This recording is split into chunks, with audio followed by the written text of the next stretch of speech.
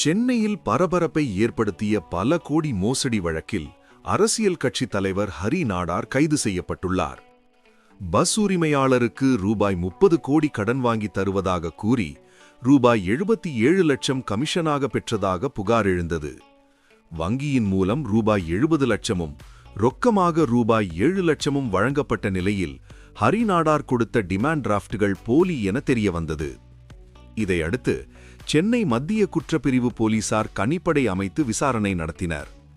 சென்னையிலிருந்து திருச்சிக்கு காரில் தப்பிச் செல்ல முயன்றபோது திருச்சி பைபாஸில் வைத்து அவர் கைது செய்யப்பட்டார். காரிலிருந்து ரூபாய் 12.5 லட்சம் ரொக்கம், 7 செல்போன்கள், 2 டேங்கிள்கள் பறிமுதல் செய்யப்பட்டன.